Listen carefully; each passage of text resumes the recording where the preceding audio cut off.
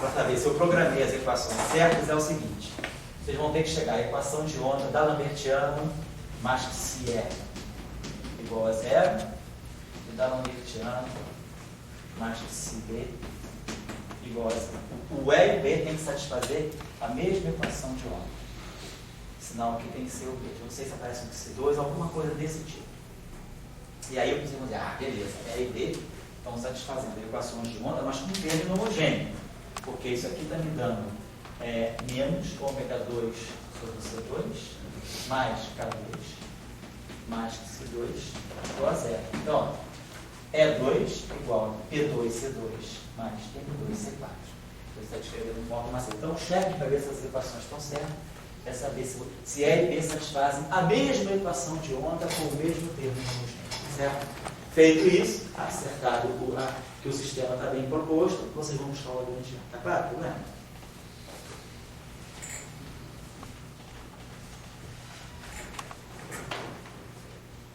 Então, esse exercício está formulado.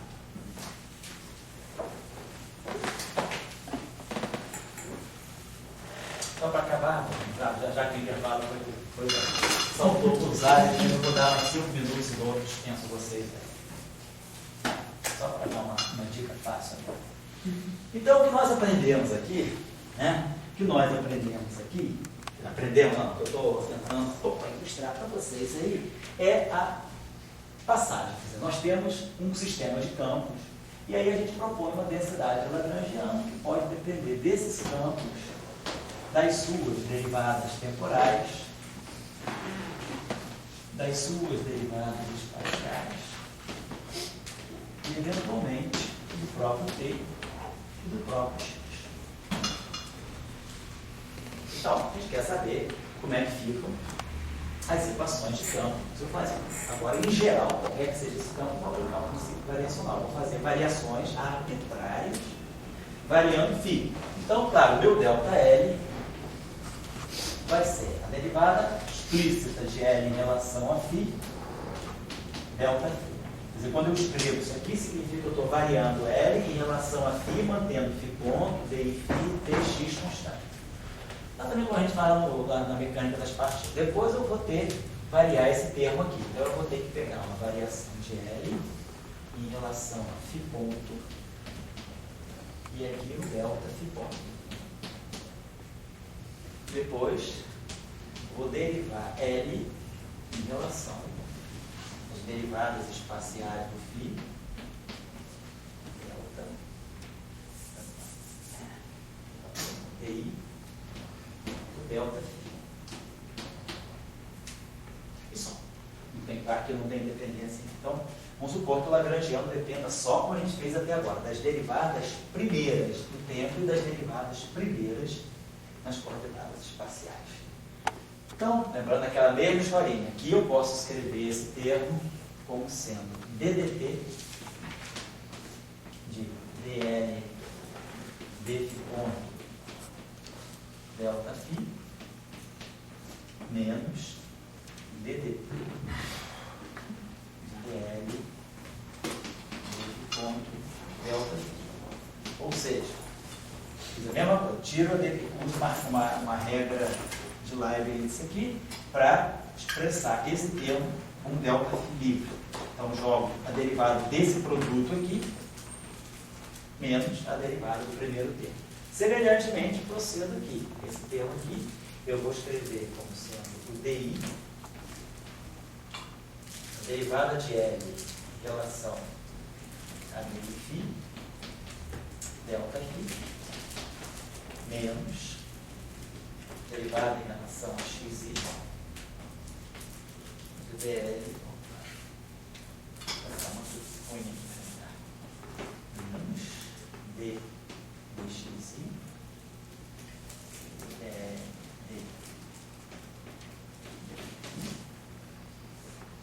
delta φ.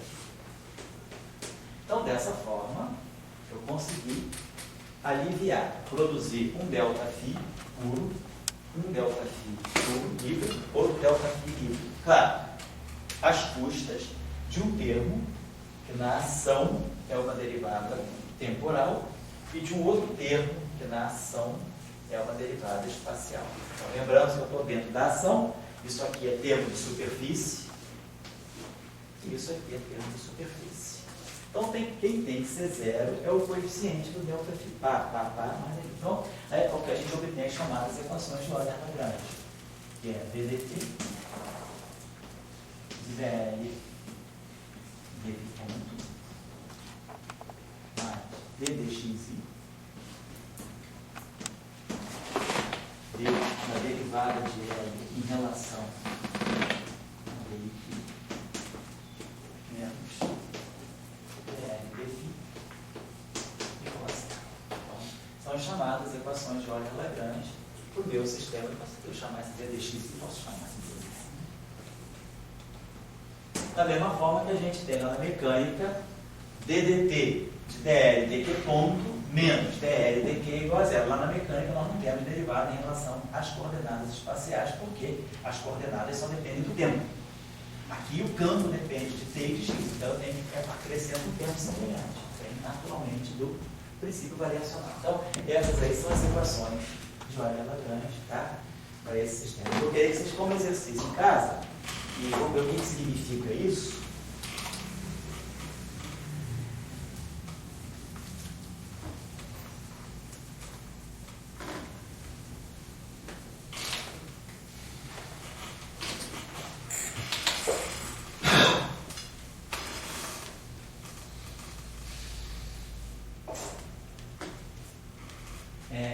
Vamos supor que eu tivesse a seguinte situação. O meu lagrangiano vai depender de um certo conjunto, vamos lá, do campo φ, suas derivadas temporais primeiras e suas derivadas temporais segundas.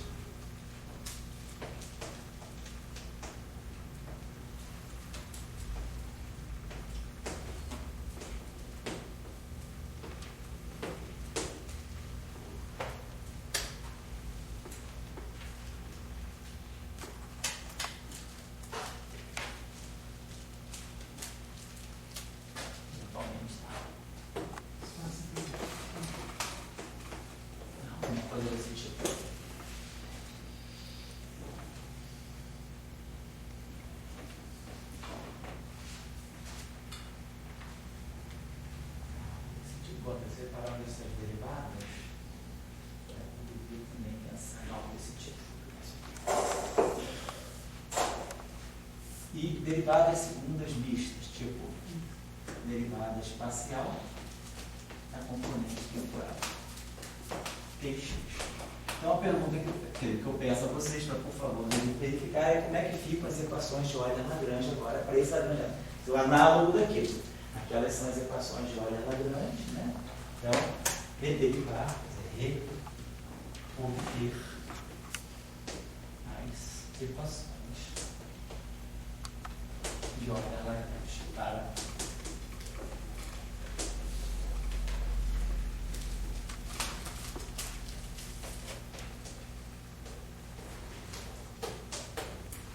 certo? E aí, a outra situação que eu vou colocar, então, é o segundo, esse aqui é a primeira proposta para vocês fazerem esse exercíciozinho aí, né? Isso aqui é uma coisa só imediata, assim, é só técnica, é só procedimento, é um exercíciozinho de meros procedimentos, né? Não tem nada, é só procedimento. Não tem interpretação aí. Só saber jogar derivada para cá e para lá, né? Agora, eu queria que vocês fizessem a seguinte situação, analisassem essa situação.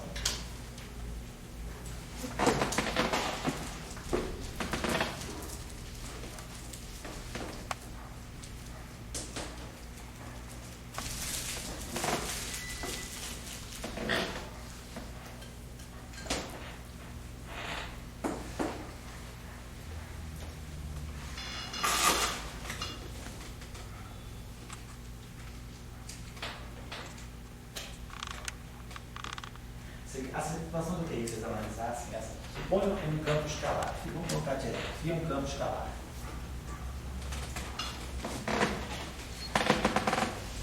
E esse campo escalar satisfaz uma equação, que é essa aqui. A equação é equação de onda da Lambertiana. Aqui tem um parâmetro psi da Lambertiana ao quadrado. E aqui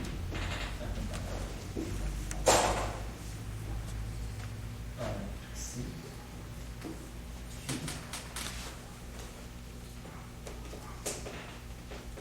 dx igual a zero. Então, suponha que essa é a equação de campo.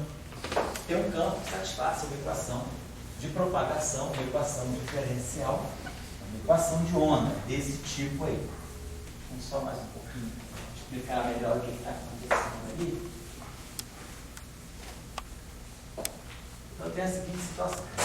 A equação do meu campo é essa aqui. 1 sobre C2, D2, dt2, menos o Laplaciano, mais 5.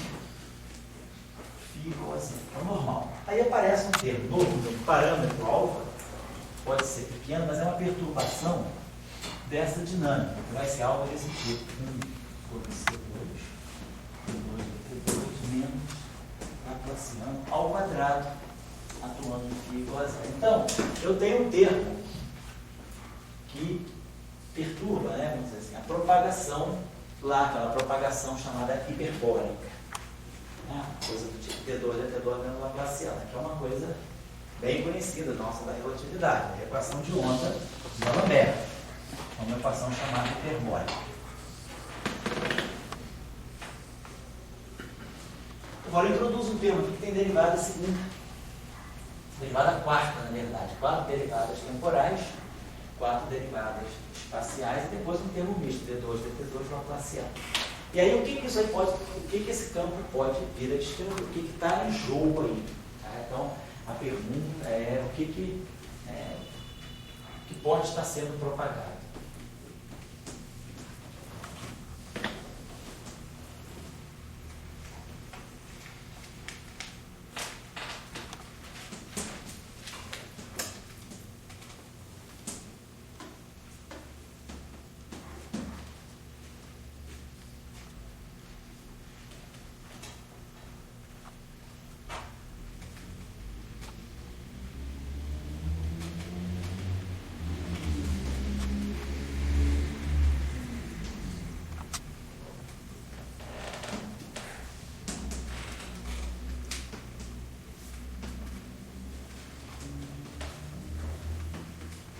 E esse campo é um campo de radiação. Então ele está transportando energia em momento. Então eu queria que vocês, através dessa equação, pudessem desenvolver um modo de calcular, de computar o quanto de densidade de campo esse sistema está carregando. Da mesma forma que lá em Marx vocês veem lá. Vocês pegam as equações de Marx, vocês conseguem ver que a densidade de energia associada aos campos de Marx é aquele famoso termo, né? O meio de ε0 é ao quadrado mais 1 sobre 2 de 0, B2. Então, a gente sabe, das equações de Marx, a gente consegue mostrar que, a gente computa que existe uma densidade de energia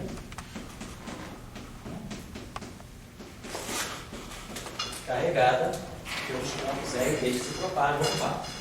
Nesse caso, o campo é escalar, e a equação dele é uma equação um pouquinho mais peculiar, porque ela tem termos de derivada quarta.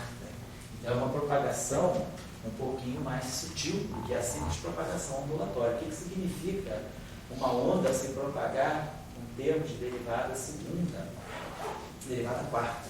O que pode estar acontecendo com esse transporte? O que pode ter de anormal? O que pode ter de, vamos dizer assim, de aberração nesse sistema propagador?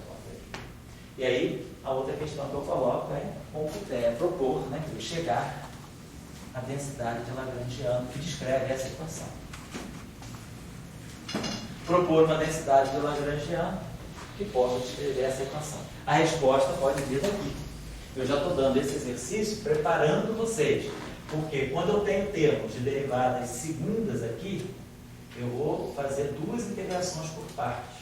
Então pode acontecer de eu estar gerando justamente termos de derivadas quartas nas equações de movimento. Vocês observam que nos casos que nós estudamos, o nosso Lagrangiano, quando a gente reproduziu o Maxwell, o nosso Lagrangiano só dependia das derivadas primeiras dos campos. Nós tínhamos produtos de derivadas primeiras. Né? Tínhamos Gradiente de φ, escalar gradiente de φ. Φ ponto, escalar φ ponto. A ponto, escalar A ponto. Rotacional de A, escalar rotacional de A. Φ ponto, divergência de A, por exemplo. Então, nós temos sempre o produto de uma derivada primeira do campo por outra derivada primeira do campo. Desse sistema, nós ganhamos equações de segunda ordem. Né? Que quando o meu lagrangiano depende de uma derivada do campo e outra derivada do campo, né? E a gente faz a variação, uma derivada é jogada sempre em cima da outra, e eu ganho derivada segunda. Então, quando eu tenho produtos de derivadas primeiras, eu gero um sistema que é de segunda ordem nas derivadas. Agora, quando eu tenho derivada segunda vezes derivada segunda, né? Então, se eu tivesse algo assim, duas derivadas de um campo φ, duas derivadas de um campo aqui, quando eu tiver produtos de derivada segunda por derivada segunda, e eu fizer o princípio variacional, eu vou ter que sempre, quando eu vou fazer o princípio variacional, limpar a variação. Então, eu vou ter que jogar essas duas derivadas para cá. Então, na hora das equações de campo, eu vou produzir equações de campo com 4 derivadas, que é o que acontece aqui. Ó. Eu tenho 4 derivadas em t, 4 derivadas e um produto misto de duas derivadas daqui, esse operador ao quadrado dá dt4, Laplaciano, Laplaciano, e d2, dt2, Laplaciano. Então, eu tenho 4 derivadas. Então, esse sistema, ele deve cair nessa categoria. Ele tem termos que têm derivadas segundas. Então, o que tem derivada segunda deve estar vindo desse setor aqui. Derivada primeira do campo, derivada primeira do campo. E aquele termo em alfa, ele deve estar vindo desse setor aqui, que é o setor das derivadas segundas. Está claro? Então, esses dois exercícios, eles se articulam desse modo. Tá?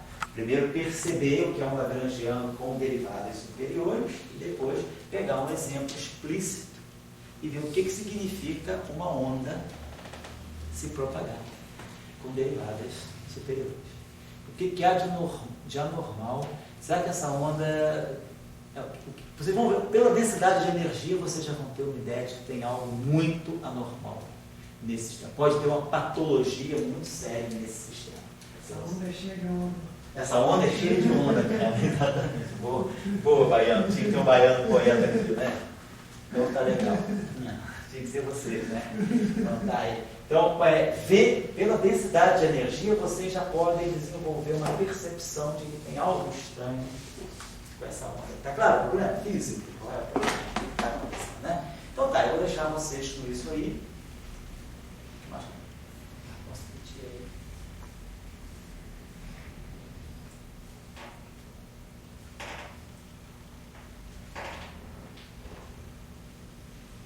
Tá, vai conseguir isso. Sabe que eu não cobro exercício, então ninguém precisa ficar nervoso, não tem que entregar nada, não tem que trabalhar na Semana Santa não, tá? Você vai para a Bahia, claro, você não vai nem pensar nisso, nessas coisas aí. Eu queria ser talvez. Vai pegar um treleco, rolar um treleco lá? Eu não gosto de elétrico, não. Gosto de pegar, axé? Também não. Não sei, o que você gosta da Bahia? Você fala de música do Música Bahia? clássica, sim? É. Ópera? Ah, você gosta? Legal. Então você vai ouvir música, vai ter coisa lá no Teatro Carlos Gomes, né? Mas deve ter sido na quarta-feira, quando eu chego lá, deve ter realmente um Só dizendo isso, que você não se preocupar com essas coisas. Não. Eu vou deixar um exercício a mais, quem quiser pensar, quando quiser pensar, a seguinte situação. Suponhamos que eu tenho um campo tensorial. Vou pensar um campo tensorial. Campo P, dois I's e J. Então, claro que eu posso associar um campo tensorial a uma matriz. Eu posso colocar ele em forma matricial. Eu não disse se ele é simétrico ou antissimétrico. Eu posso até já botar o campo simétrico. Vamos supor que eu tenho um campo simétrico.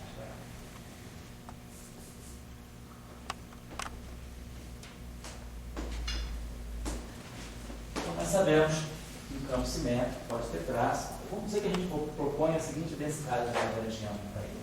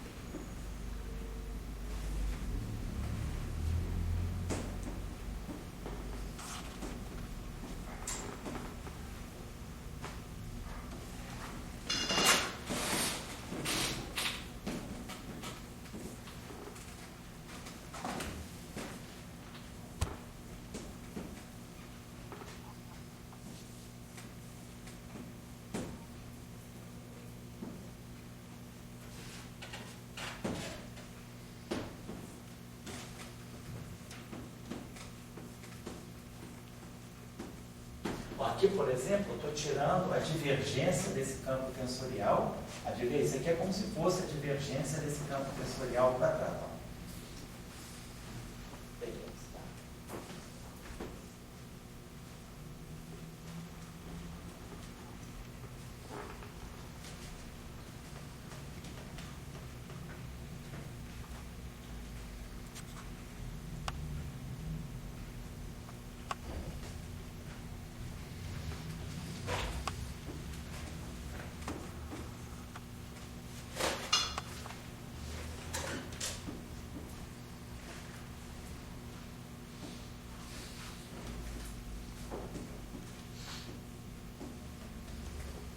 Já o que é T.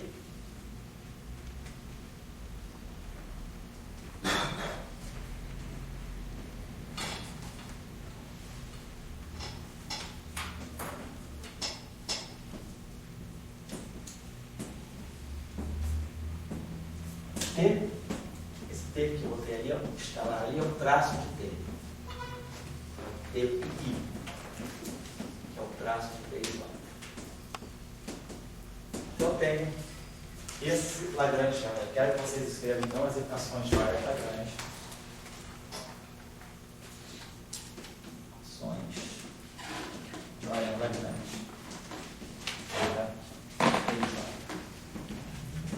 Bom? Ok? Esse exercíciozinho. Então, dê uma olhada nessas coisas, aí quem quiser dar uma passada melhor nessa questão do princípio variacional para campo, essa questão da densidade, né? Tem um livro também, tem um livro de mecânica aí, tipo o livro do Simon, o livro do Goldstein, que faz isso. Eu não gosto muito da maneira que é feita lá, que é uma maneira assim meio ainda, tipo assim, meio primária, né? Eu acho que vocês já podem analisar essa situação pegando um livro melhor, por exemplo, o livro do Landau, quando eu ler com vocês esses livros de teoria de campo, tipo de Sigson Gilbert, pegar o capítulo 1, são campos clássicos, né? Dá uma olhadinha de uma forma mais sistemática. Mas queria que vocês dessem uma pensada nesses exercícios aí, porque são exercícios que são meio assim, misturam um pouco tudo para ver o que vocês estão percebendo, tá bom? Bom, vou deixar essas coisas na próxima aula, quando nós já vamos começar a pegar, começar a estudar o conceito de simetrias nas teorias de campo, quer dizer, fazer aquilo que a gente faz na mecânica clássica de partículas, né? Ver de onde sai a conservação da energia, da onde sai a conservação do momento linear, da onde sai a conservação do momento angular. Aqui nós vamos ver essa situação para campos, né? Quer dizer, que simetria está por trás da conservação da energia, da conservação do momento linear e do momento angular para esses campos. E nós vamos entrar com o conceito, então, do que pode ser o spin do campo, né? Esses campos aí são campos vetoriais, ou tensoriais. Campos, como nós vimos, segundo a nossa análise do grupo SO3, esses campos, eles têm uma orientação própria, eles são vetor, ou um tensor, ou um spinor. Então, eles carregam uma noção de orientação própria frente às rotações. Então, isso aí vai dar o conceito do que é o spin do campo. Então, na próxima vez, nós vamos ver o que é o momento angular orbital do campo e o que é o momento intrínseco, né, que é o momento de spin do campo. Então, vamos trabalhar um pouco ainda esses sistemas não relativísticos, talvez mais uns 2 ou 3 encontros, e aí, final de abril, início de maio, a gente começa os campos relativísticos. Vamos chegar. Tudo isso que a gente fez aqui, vamos jogar agora, quando a gente tiver sistemas de relatividade restrita para campo, né? Tem uma perguntinha. Pode falar, pode. Tensor T depende de X? Depende de exatamente. Esse campo é um campo. Então, esse T aqui, exatamente. Não, pode ser. Não é Ricardo. Repete, por favor, desculpa. César. Agora, você é um imperador. É um imperador romano. Não é um Kaiser, não, mas é um imperador romano. Aí, César, desculpa. Então, tudo isso aqui é campo.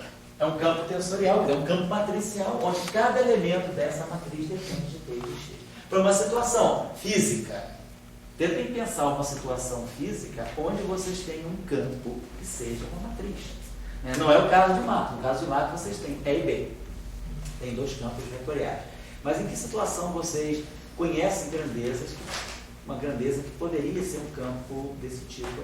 Bom, Mas é isso que você falou, César. Tudo isso aqui depende. Aqui só me desculpa uma coisa, você tem razão numa coisinha, que eu não botei aqui as derivadas temporais. Eu peguei o campo só com derivadas espaciais. Então, pensa que eu estou estudando limite estático. Suponha que eu tenho uma situação em que meu campo esteja no regime estacionário, não tem dependência do tempo. Meu campo apenas ele pode ter não uniformidades espaciais. E aí eu estou querendo estudar só a distribuição espacial do campo. Eu não introduzi, foi por erro meu mesmo, foi por falta de atenção, eu não introduzi termos de derivadas temporais. Então, suponha que eu esteja trabalhando num regime em que os campos não dependam do tempo, só da posição. Então, nós estamos trabalhando num regime de campos estáticos. Tá? Depois eu posso colocar dependência temporal. Bom? Tá legal? Tá certo. Então, aí um bom trabalho para você.